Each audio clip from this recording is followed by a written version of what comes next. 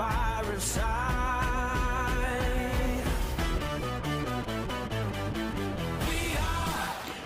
Welcome to another episode of Ringmasters, where we discuss the latest in boxing news and share techniques of the sweet science.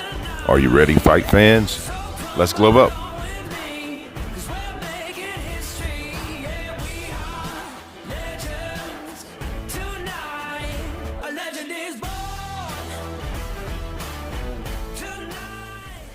Adding you on.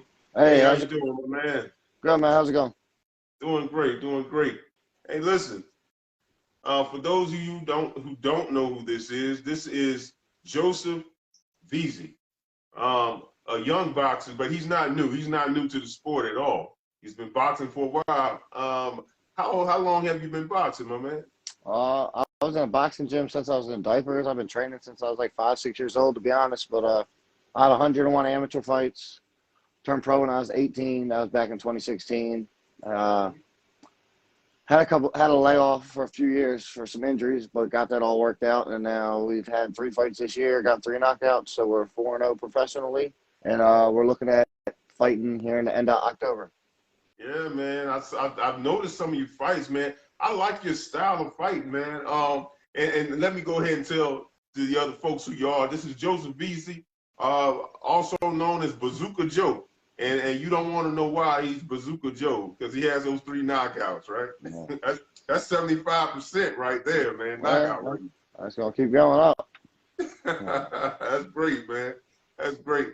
And so it's a pleasure to have you, man. For the people at home and for the viewers who already tuned in, I'm going to give you a T-shirt if you can answer the question. I don't care if you Google it. Just put the answer in the comment section. In 1976, George Foreman found himself fighting an opponent, but found himself on the canvas twice. Who was that? Who did he fight? Who was his opponent in 1976?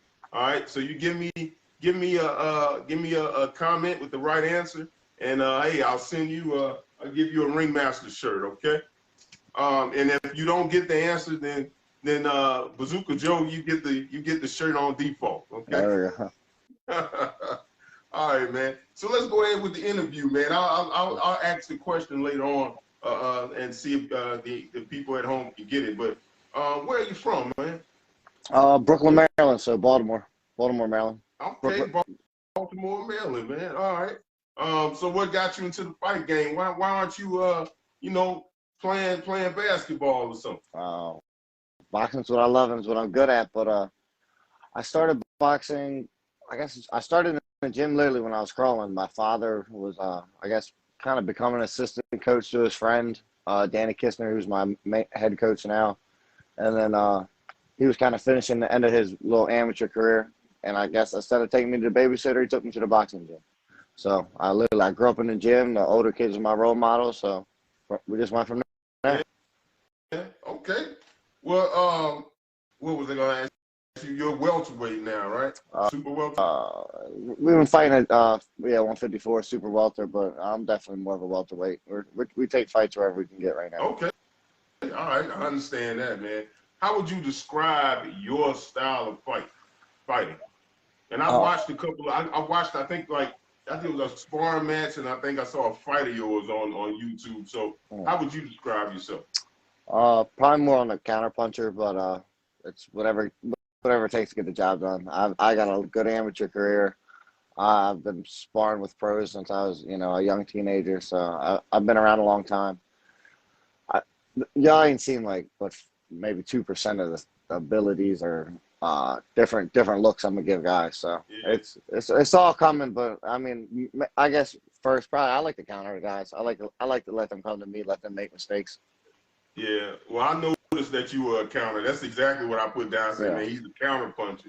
Because, especially with that, if they throw that right, I see your left hook coming over the top, man. It's just natural for you. I ain't landed a good one yet. Not yet. No, it was good. It wasn't bad, man.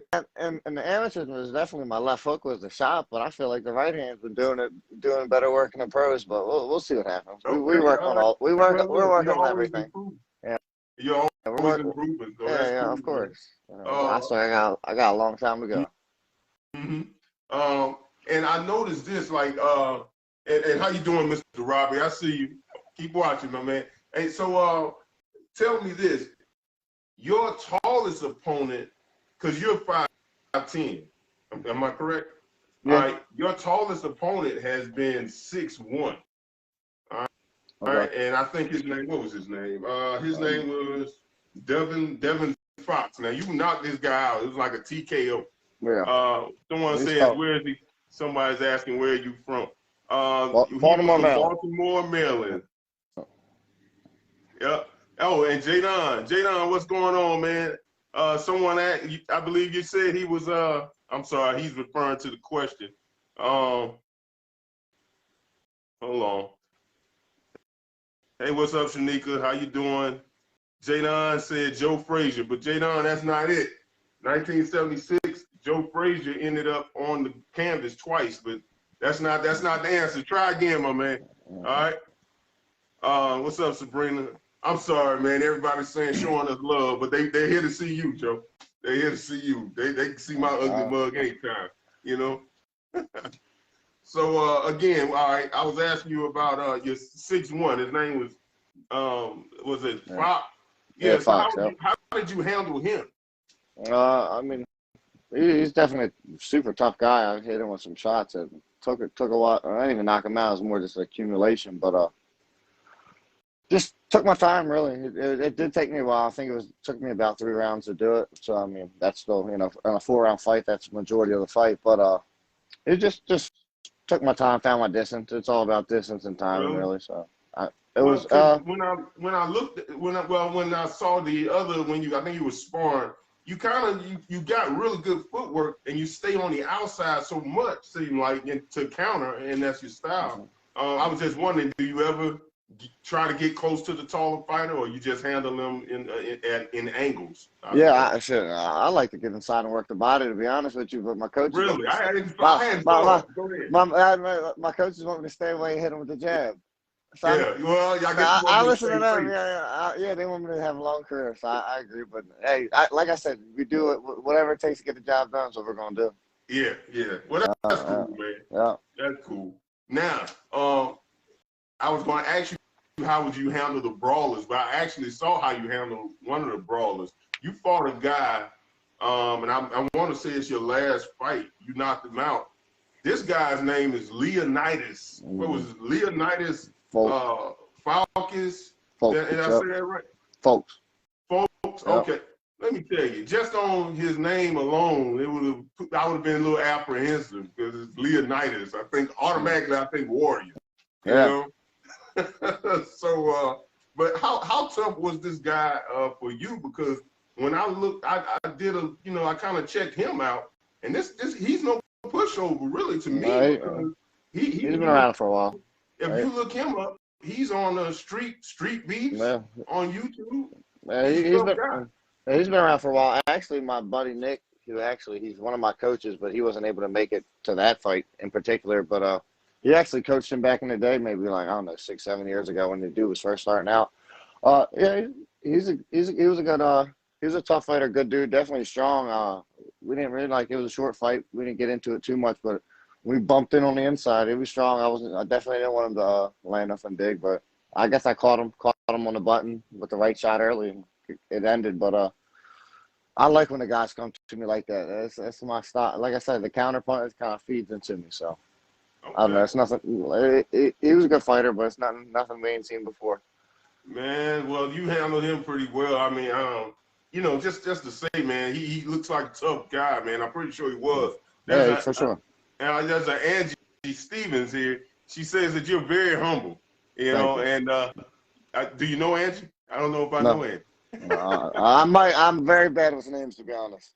Okay. She says you're very humble, and that will take you a long way, and she loves it. So you got a fan, all right? Yeah. So again, hey, Angie or Harris, I see you, Coach Tucker. If you answer this question, I'll send you guys a Ringmaster shirt. In 1976, George Foreman found himself on the canvas twice because this particular opponent knocked him out. Well, he didn't knock him out. He knocked him down twice. All right. Oh, she said she's just a viewer. She doesn't know you. Oh, I understand. Look at that. He's blushing too. I want you to notice that. So anyway, so in 1976, George Foreman fought a guy, an opponent. He got knocked down twice. Type your answer in the comment section, and I'll go ahead and give you a T-shirt. I'll send that to you. All right. What's going on, Chris? Let me get back to this. Tell me something. Is there any boxer, Joe, that influences you? I mean, yeah, like I guess all of them. Every time I watch boxing, don't matter who it is. If it's a little kid currently, or I'm always trying to learn. So my day job is I'm a personal trainer, mostly with people doing it more on the fitness end. But I got a couple guys, a couple novice fighters, I guess you would say, just starting out. A couple with a few fights, a couple just looking to have their debut after COVID and all that. Mm-hmm. But so I'm always in a boxing gym, and then besides me training, I help out my friends who are professionals. Helping. Just I'm in the boxing game. That's what I do, 24/7, day in, day out. But okay. So nobody in particular. But I would say I would say in particular, I say it changes throughout my career. It's changed. I take certain things from every people, or different people. But back in the day, it would definitely been like De La Hoya and Pacquiao. Lately, it's been more Bernard Hopkins, Andre Ward. I've always watched a lot of Kelly Pavlik and Ricky Hatton. But and then the one all-time legend I definitely go with Roberto Duran would be my favorite. I mean, stuff like that. Salvador Sanchez is another one. Mickey Ward just because of his left hook to the body. So just different things for different people. So I mean, I don't say I'm a huge fan of any one particular fighter. Mm-hmm. I don't know. Are you a fan of any new fighters we have? I was thinking that you may be a fan of Danny Garcia with that left hook, but go ahead. Any new boxers? Not in particular. I when I was still a teenager, I liked Gabe Rosado just because he's a cool personality. Honestly, I like fighters for the personality more than their fight style a lot of the times. I like Gabe Rosado. I'm a fighter myself, so I mean, I'm trying to be up with them guys, and I want them to be more like coworkers. And I mean, but no, all I do is watch boxing. People talking to me about the weather, politics, this, that. I don't know. I'm watching boxing, dude. If it's not boxing related, MMA, Muay Thai, all that. I watch boxing. I know boxing. The other stuff's not me. Just not me. Hey, Joe, man. That's the true sign of a champion. When you can spend hours, and I know it because I do it myself, when you spend hours analyzing a fight or talking about a particular fight, that's how you know you're not only a great fighter, but you're a great thinker. Because you have to think about, the situations and what would I do, and that can go on for hours. That's how you know that's a great sign of a champion, man. So keep that up. Don't lose that, man. That's a smart man sport. Yeah, it absolutely is. Absolutely is. How you doing, Mr. David? What's going on, Brad? I see you, man. And you mentioned that you were I'll say that for a second. We're still talking about the fighting. Fantasy fight. If you can go fight anybody, fight anybody. You can go back in time and fight someone. You can fight someone currently. You can fight someone in a different weight class. Who would you fight? What would your fantasy fight be and why? Whoever's gonna give me the biggest check. Don't matter. I guess that's Floyd. I guess that's Floyd. That's what I'm saying. I guess that's Floyd. I don't know. Go back in the day, some of them other guys were getting paid big money. You put them in today's era, they'd have been up there. So I don't care. But I don't know. I want to fight. I want to do whatever my team picks out for me. Whatever's gonna make the most sense for my career, I'm down for. I'm not out here pick and choose, and I'm not here calling guys out. I love the sport, so I'm just trying to have the best career possible, man. I got a good team behind me. I trust them. I've been with them for they're like family. They're not a team. We're family. So I trust them. I'm gonna do my part as a fighter, do what I need to do, and we're gonna have a good career. I believe in myself and my team. Well, I believe in you too, man. Like I said, I think you're a good fighter. You've been doing this a long time, man. Your team's gonna take care of you. Matter of fact, I was looking at something here. You went to Northeast High School, right? Yep. Been to high school. You were on the honor roll. Yeah. So you kept your grades up, and you were an ABC. Was it Channel 2 ABC Athlete of the Week? Yeah, man. I think that's freshman or sophomore year. Yeah, You've been doing this forever. Yeah. Man, you missed my you ain't seen my PBS Kids? I did not see that. YouTube, you guys got a YouTube. PBS Kids, PBS Kids Go, Bazooka Joe. I did a PBS Kids commercial when I was 8 years old. I had like 3 amateur fights at the time. Get out of here, man. It's like a 30-second commercial. Go look that up now. Hey, you gotta put the link or something. Yeah, man. I don't have to do that. Yeah. What's going on, Miss April? How are you? Hey, so yeah, man. Yeah, you've been doing it a long time. If I had to pick somebody for you, man, I don't know, man. I probably wouldn't mind seeing you fight Danny Garcia just because, if I could pick anybody. Just saying. Danny always makes it a good fight everyone he fights. And Danny finds a way to win. A lot of his fights he loses the first 4 rounds, and then he finds a way to win. So that's a hard fight. But yeah, let's go. I'll fight Danny Garcia if he wants to fight me. Look, man, I would love to see it. And the reason being is because both of you guys have a wicked level. I think that you move better than him, in my honest opinion. So it'll be cool to see. Right. If I can make that happen. Hey, if you can make it happen, give me a call. What's going on, Vince? How you doing, man? Vincent Moreno, man. He's going to be on the show the week after next. So my next show, Vincent will be there. I want you to check him out. Right. He has a lot of fights coming up. Personal friend of mine, great dude, great guy.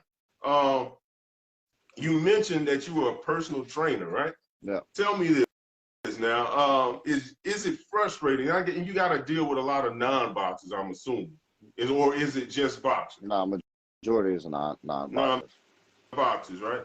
People who are outside of the arena of boxing. Is it frustrating trying to get them into shape? I take yeah. I mean, honestly, yeah. But you gotta take every client or just like you take every fighter, fighter by fighter, person by person. You gotta take every client, sometimes every hour I gotta be a little different. You know what I mean? But yeah, it gets frustrating. It's not honestly the frustrating part is when they come, you get them up to like 4 or 5 days a week, working hard. They're looking good. They're getting in shape. They hit their goals. Then they leave for 3 months and then come back all out of shape. It's like, you come as soon as you get in shape and start being able to actually do some fun stuff, some boxing, some real workouts. Yeah. You leave me. Come on now. At least but it's, hey, I'm just here to help people, man. I don't get that frustrated over it, really. I don't lose sleep over it, but yeah, I like to see people. That's why I tell people when they come to me, I'm like, well, what are your goals? And I'm gonna do my best to help you. I'm gonna do my best to help you reach them. Man, well, I can understand it because I would think, you being a boxer is all about discipline, and you obviously don't mind hard work. But I don't think a lot of the people who go to work out and go to to the gym, they're not that disciplined for one, and you come off.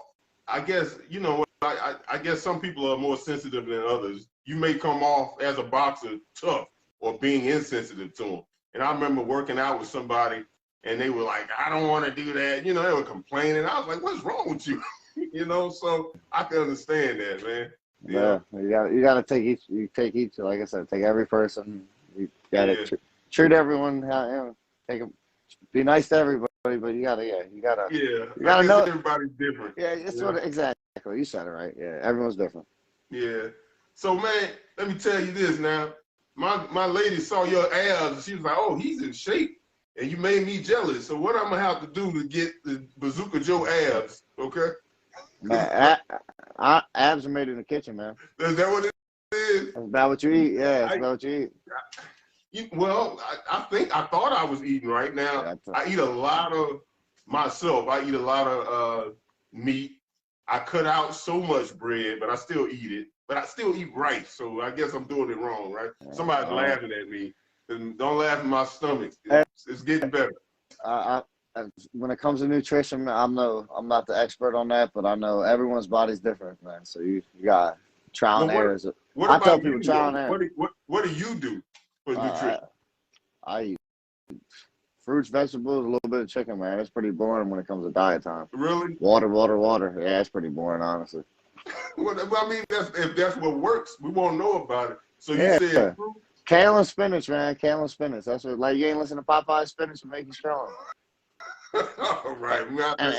Anthony Joshua said I can't remember what interview or what it was exactly, but I remember he said they asked him, what's your like least favorite part of boxing? And he said it's learning to like kale. So I started eating more kale.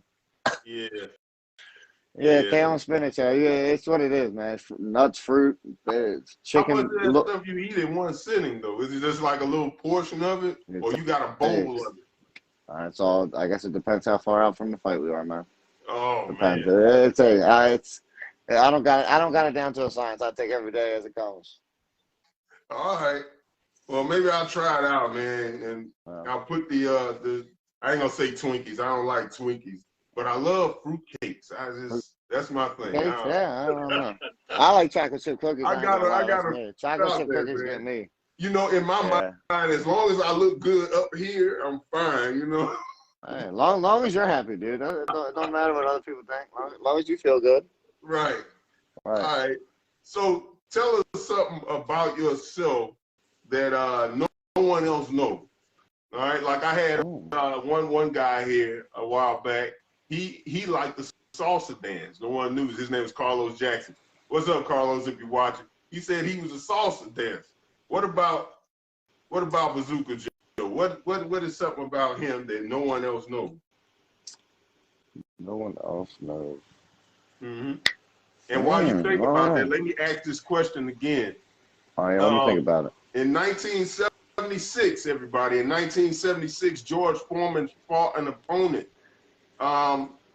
George Foreman found himself on his back twice in the fight. He did win the fight, but he found himself on his back twice. Who did he fight? If you can answer that, hey, I got a Ringmasters shirt coming your way. Just put your answer in the comment section. Give me that answer. We don't have a whole lot of time left. Give me that answer, okay? All right. So go ahead, Joe. Tell us something about yourself that no one knows. I don't know, man. Like I said, I live, eat, and sleep boxing.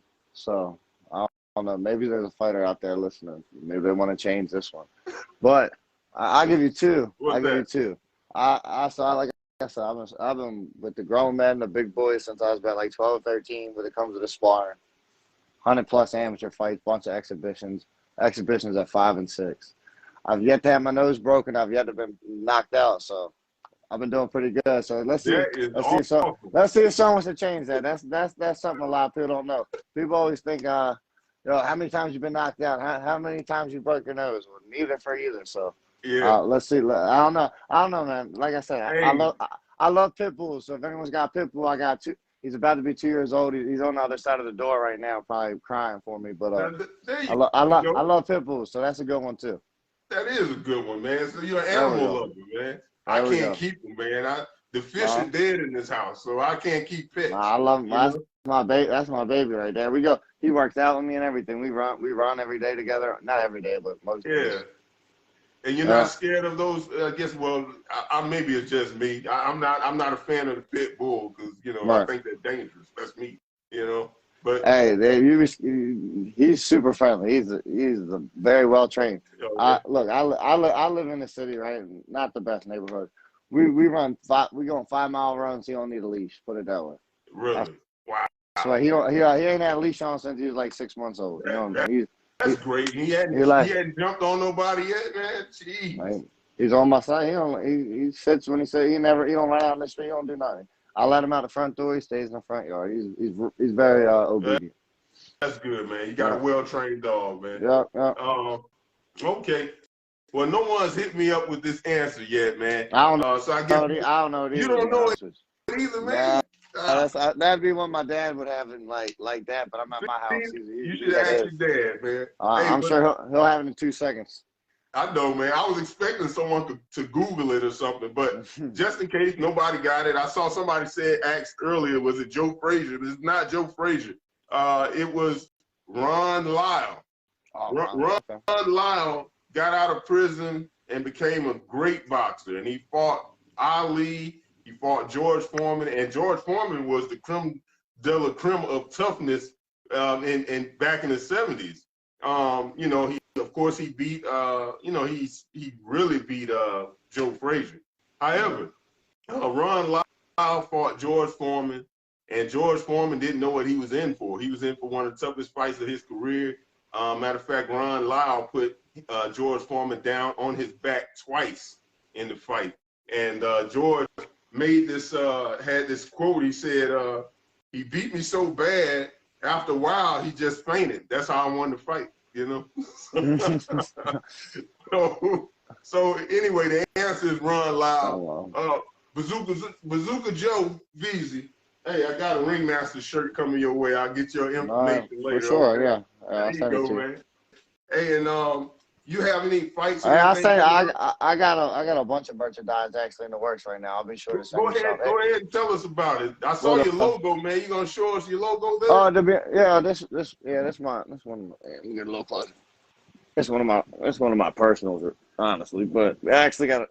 People have been hawking me for it, and I've been messing around. But actually, website's in the works right now. That'll be done in a week or two, hopefully. Right now, everything: Instagram, Facebook, TikTok, Snapchat. Bazooka Joe Veazey, BAZOOKAJOEVZ, and hit me up on there. I'll follow you back, add you back, whatever. Message me. If you need personal clients, Baltimore, DC area, hit me up. Training, just hit me up for messages. We'll talk about it on there. But yeah, merchandise is coming out. End of October, we're looking to fight in Maryland. So my local people, let's do it. Sponsors, hit me up now. I already got a couple coming in. So you know, you want to get on the trunk. I'm sorry, I don't want to cut you off. How would a sponsor get in contact with you? You can either hit me up on any of the social media sites. Would be perfect. Actually, I wish I had a business card on me. I'd flash it to the camera, but I don't. They're probably downstairs. I don't want to go look for them. But all right. Let me Bazooka, exactly. Bazooka Joe V for that. Bazooka Joe Veazey on all the social media sites. If you got one of them, or my email, same thing. BazookaJoeVeazey@gmail.com. So there's a bunch of options to hit me up. Or Rudy Duke, Rudy Team Bazooka Joe Veazey @gmail.com. That's my attorney and advisor and good buddy. So he helps me with a lot of my legal business. Make sure I keep all my signatures right. Gotta keep everything on point. But yeah, there will be updates coming very, very soon, the next week or two, about a bunch more stuff. So stay tuned on social media, and hopefully you got me back sometime. We'll have another conversation. Hey man, I would love to have another conversation, man. Especially when you fight Danny Garcia, you know. Oh, that's gonna happen there. A couple years, no time. You said you're gonna be the one to put me in contact. I'm gonna be the new Don King. I'm gonna make sure you get on there. And I have to pay you well, you know. Just make that. Don't do me too wrong. Don't king me on that end. All right. Anyway, man, it's always a pleasure. I do have a sponsor, Miss Brianna Sowers. If you have any catering needs, you want to contact Creative Bartending. That's Creative Bartending at 323-427-8648. You want to see Miss Brianna Sowers. Again, Creative Bartending. That's 323-427-8648.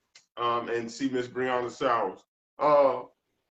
It was a pleasure, my man. It's always fun to see young boxers, man. I hope that your career is long, and like you said, hopefully you get on the winning streak, and I don't have to pay you $1,000 for the interview then, you know, and you'll come back and talk to us, man. And I'd like to thank the viewers also. Thank you for tuning in tonight.